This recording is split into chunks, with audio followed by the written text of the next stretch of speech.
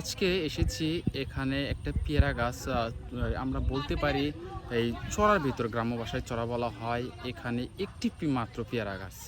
সেখানে মানুষ এসে বসতে পারবে। স্থান থেকে একটু শান্তি বা প্রশান্তির জন্য এই গাছটিতে তারা এসে বসতে পারবে। অপরদিকে আপনারা জানলে অবাক হবেন এই গাছটিতে প্রচুর পরিমাণ পেয়ারা ধরেছে।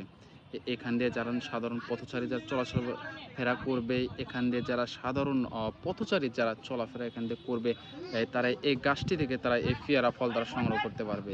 এখানে যিনি এই জমির মালিক এই গাছটি লাগিয়েছেন, এই সাধারণ পথচারীদের উপকার হয়ে থাকবে, পাশাপাশি তিনি সব পেয়ে থাকবেন।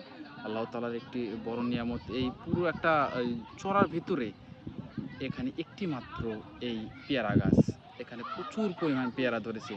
প্রত্যেকটা গিটে, গিটে ধরে আছে এই পেয়ারা। আপনারা জানলে আরও অবাক হবেন, এই পেয়ারা বর্তমান বাজারে প্রচুর পরিমাণের চাহিদা। অপরদিকে প্রত্যেকটা পেয়ারাতে প্রচুর পরিমাণ ভিটামিনের সমৃদ্ধ। আপেল আমরা বলে থাকি, আপেলের তুলনায় এই পেয়ারায় প্রচুর পরিমাণ পুষ্টি এবং ভিটামিন। সাধারণ মানুষের পক্ষে এই আপেল কেনা সম্ভব নয়।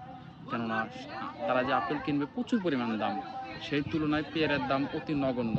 এই যে প্রকৃতির এর মাঝে একটি বেড়ে উঠেছে এই পেয়ারা গাছ, আবহাওয়ার সাথে লড়াই করে বেড়ে উঠেছে এই চড়ার ভেতর।